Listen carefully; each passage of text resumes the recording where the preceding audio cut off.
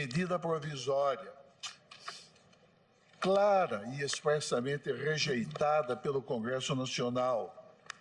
no curso da mesma sessão legislativa, traduz ineludivelmente, como bem destacou o eminente ministro Luiz Roberto Barroso, traduz uma inaceitável transgressão à autoridade suprema da Constituição Federal e representa uma inadmissível e perigosa transgressão ao princípio fundamental da separação de poderes, consagrada, como sabemos, no artigo 2º da Lei Fundamental da República. O Supremo Tribunal Federal, relembro eu, já há mais de 29 anos, proclamara, em julgamento desse egrégio plenário, na ADIM 293 do Distrito Federal, de que eu próprio fui relator, senhor presidente, que, aspas, a rejeição parlamentar de medida provisória, além de desconstituir-lhe a eficácia jurídica, opera uma outra relevante consequência de ordem político e institucional, que consiste na impossibilidade de o presidente da República renovar esse ato quase legislativo, quase no sentido latino da expressão, vale dizer, como se fosse, esse ato quase legislativo de natureza cautelar. Modificações secundárias de texto que em nada afetam os aspectos centrais, os aspectos essenciais e os aspectos intrínsecos da medida provisória, expressamente repudiada pelo Congresso Nacional, constituem expedientes incapazes de descaracterizar a identidade temática que existe entre o ato não convertido em lei e a nova medida provisória editada. E assim se pronunciou, senhor presidente, este plenário, porque acentuou que o poder absoluto exercido pelo Estado, sem quaisquer restrições e controles, inviabiliza, numa comunidade estatal concreta, a prática efetiva das liberdades fundamentais e o exercício dos direitos e garantias nela fundados. E concluiu salientando que é preciso respeitar, e é preciso respeitar sempre, e é preciso respeitar de modo incondicional os parâmetros de atuação delineados no texto constitucional. E não se pode desconhecer, senhor presidente, tal como aqui foi destacado nos votos proferidos e também nas sustentações orais dos eminentes advogados que representam os autores das presentes ações de controle abstrato, também pela eminente senhora Procuradora-Geral da República, não se pode desconhecer que o postulado da separação de poderes, além de qualificar-se como um dos núcleos temáticos irreformáveis do ordenamento constitucional positivo brasileiro, reflete, na concreção do seu alcance, um significativo dogma de preservação de equilíbrio do equilíbrio do nosso sistema político e de intangibilidade do modelo normativo plasmado no texto da Constituição da República, impedindo, a partir da estrita subordinação estatal, inclusive subordinação do senhor presidente da República aos limites impostos ao âmbito de atuação dos poderes constituídos, que o regime democrático venha a ser conspurcado pelo exercício ilegítimo das prerrogativas estatais. É necessário enfatizar que o coeficiente de liberdade dos povos expõe-se a sensível e perigosa redução quando as instituições do Estado, ainda que por atos do senhor presidente da República, transgridem o postulado da separação de poderes e, com esse comportamento ilícito, revestido de ilegitimidade constitucional, culminam por desrespeitar a Constituição e por lesar de maneira inaceitável as liberdades civis, as franquias democráticas, os postulados inscritos no texto da Carta Política e os parâmetros, tanto formais quanto materiais, cuja estrita observância deve condicionar o exercício legítimo do poder estatal. E o fato, senhor presidente, é que comportamentos ofensivos ao princípio da divisão funcional do poder acabam por gerar, no âmbito da comunidade estatal, situações instauradoras de desrespeito concreto ao sistema de poderes limitados consagrado no texto da Constituição da República, circunstância que confere preocupante atualidade à advertência feita já no final do século XVIII, em torno de 1787 e 1788, por James Madison, quando, em texto lapidar no The Federalist Papers, buscou ressaltar a necessidade política de estabelecer um modelo institucional que evitasse a concentração de poderes e que se revelasse apto, aspas, a deter o espírito usurpador do poder, fecha aspas. Essa mesma preocupação revela-se evidente nas reflexões feitas, como todos aqui nós sabemos, por John Locke,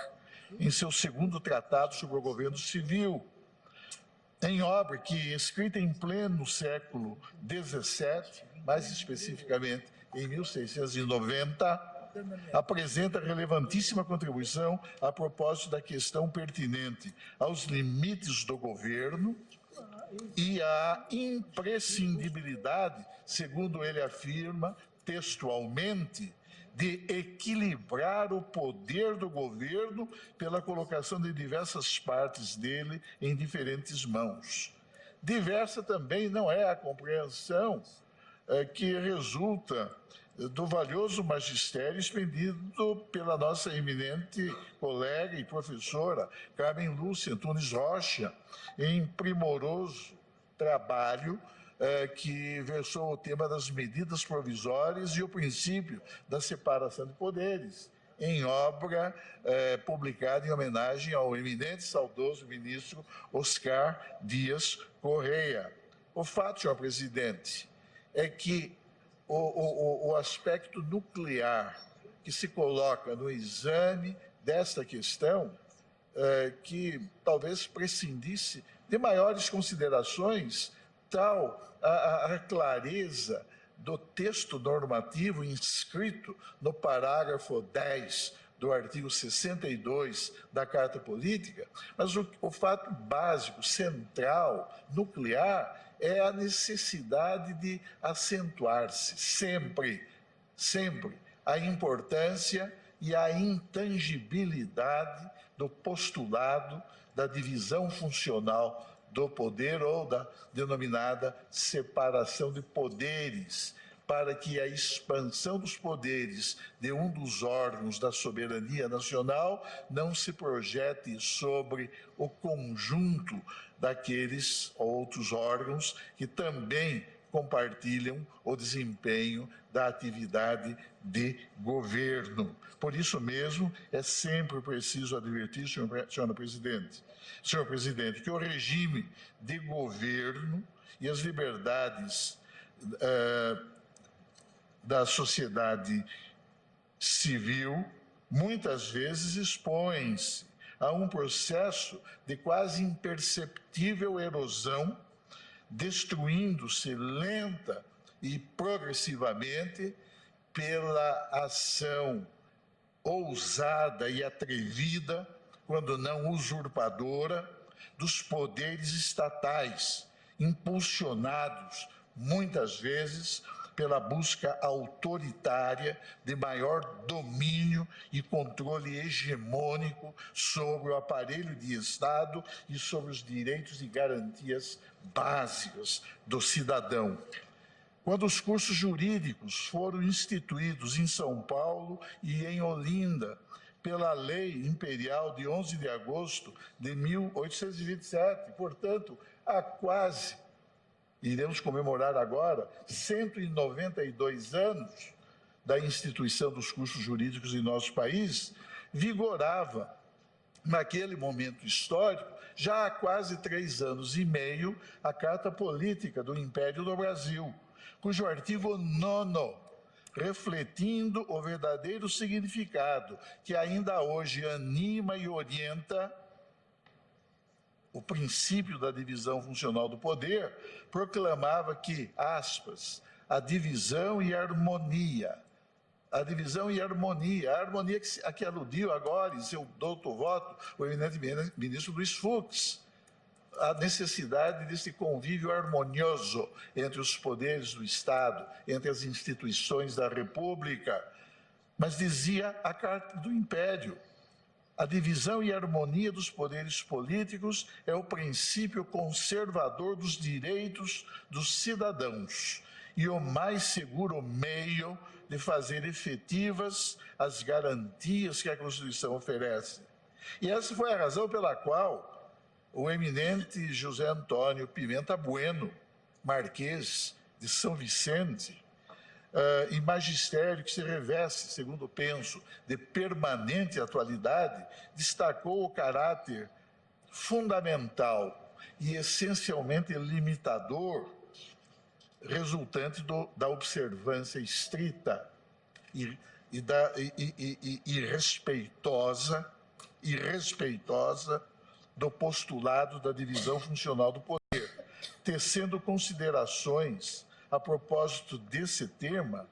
numa fase de nosso processo histórico, em que nem mesmo o imperador, que era titular do Poder Executivo e titular do Poder Moderador, dispunha da prerrogativa excepcional de legislar a revelia da Assembleia Geral do Império, pois a Carta Política de 1824, sob tal aspecto, não transigia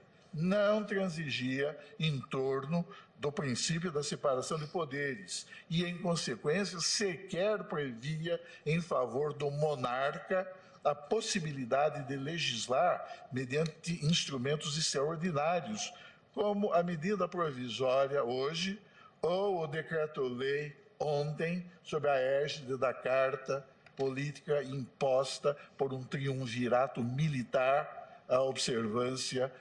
de um país dominado por um regime,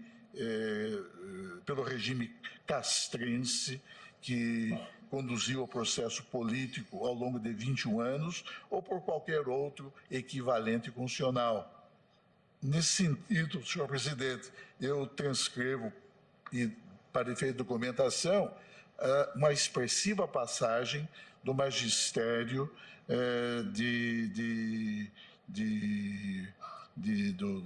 Pimenta Bueno, não é? Que, inclusive, se graduou na primeira turma da Faculdade de Direito do Largo de São Francisco. E destaco também uma preciosa manifestação a respeito dessa questão da essencialidade e da delicadeza do princípio da separação de poderes, que, no fundo, é o aspecto nuclear que está sendo debatido hoje, aqui e agora, pelo plenário desse Supremo Tribunal Federal. O fato, senhor presidente, é que uma visão do processo político institucional, uma visão que se recuse a compreender a supremacia da Constituição e que hesite em submeter-se à autoridade normativa de seus preceitos, notadamente daqueles que consubstanciam, que são protegidos por cláusulas pétreas, que amparam o núcleo irreformável e a essência mesma do pacto constitucional, conferindo-lhe identidade. É censurável essa visão, é preocupante essa compreensão, pois torna evidente que parece ainda haver na intimidade do poder, hoje, um resíduo de indisfarçável autoritarismo, despojado sob tal aspecto, quando transgride a autoridade da Constituição, de qualquer coeficiente de legitimidade ético-jurídica. Eu prossigo do meu voto, que é longo e não vou lê-lo, senhor presidente, mas vou mantê-lo nos autos para registro de minha compreensão desta matéria,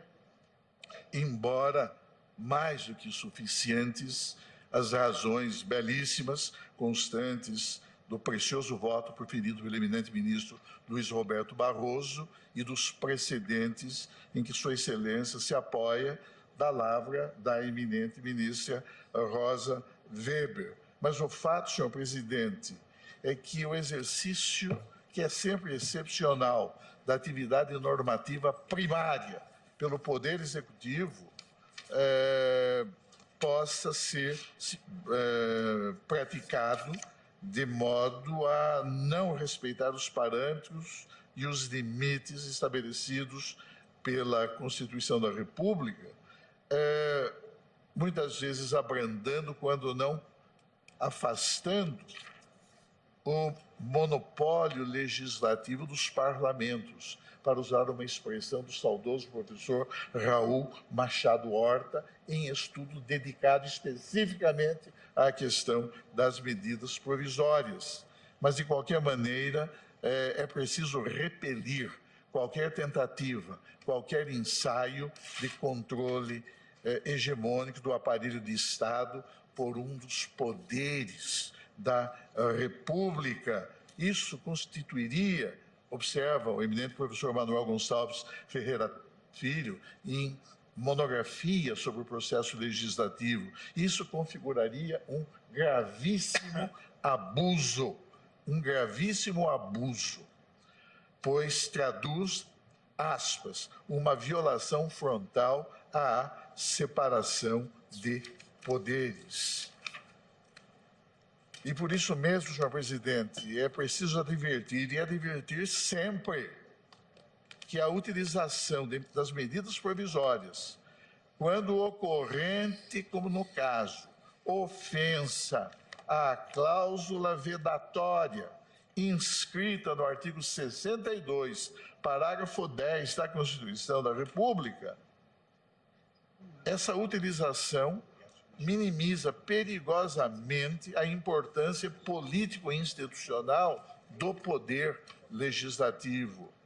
Pois é no parlamento, no regime da separação de poderes, que reside por excelência a legitimidade para elaborar democraticamente as leis do Estado. E interpretações regalistas da Constituição